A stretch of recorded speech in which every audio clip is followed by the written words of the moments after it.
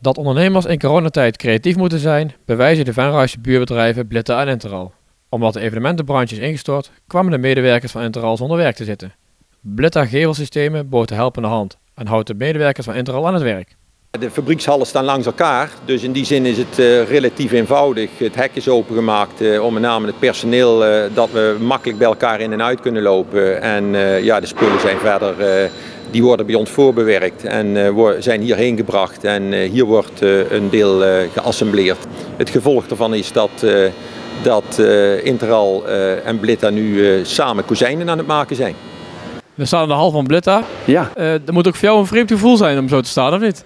Ja, dat was het een paar weken geleden wel, toen we voor het eerst contact opnamen met elkaar. Inmiddels ben ik er al wat vaker geweest, dus het raakt een beetje vertrouwd. Maar het is natuurlijk een vreemde omgeving als je kijkt naar 3 maanden terug.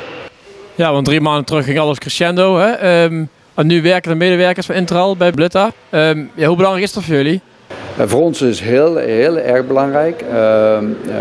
Door de coronavirus is bij ons de omzet helemaal teruggevallen. Hè. De evenementindustrie, bij alle bekend denk ik, ligt tot zeker september stil. En daar moeten wij het van hebben. Dus onze omzet viel ook bijna helemaal stil. Dus was het belangrijk dat we heel snel gingen schakelen voor wat kunnen we dan wel doen met onze mensen.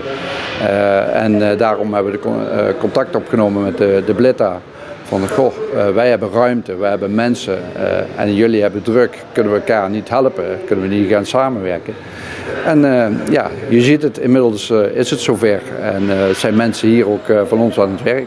Wij hebben op dit moment gelukkig erg veel werk en dat komt omdat wij een bedrijf zijn in de bouw wat eigenlijk erg laat cyclisch is. Dus wij hebben het werk toch gauw een jaar in het vooruit in huis liggen. En gelukkig loopt op de bouw alles gewoon verder. En op dit moment stapelen bij ons zich best veel werken op. Waardoor wij een enorme behoefte hebben aan personele inzet. Want hoe blij zijn jullie met de komst van de medewerkers van Interal? Heel erg blij. Technisch personeel is natuurlijk schaars en zeker goed personeel. Ze hebben gekwalificeerde mensen en het is bij ons, wat ik net zei, assemblagewerk. Dus als je technisch personeel hebt en het is gemotiveerd en handig, dan kun je in een korte tijd de werkzaamheden verrichten die bij ons verricht worden. Wat dat betreft sluit het prima aan en werkt het ook prima. Dan waren er reacties bij de medewerkers, die waren natuurlijk uiteraard blij om weer aan de gang te gaan. Ja.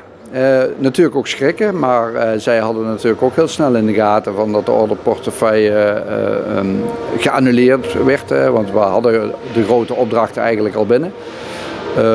Maar goed, alles werd geannuleerd dus, en uitgesteld. Dus dan is er ook weinig te doen.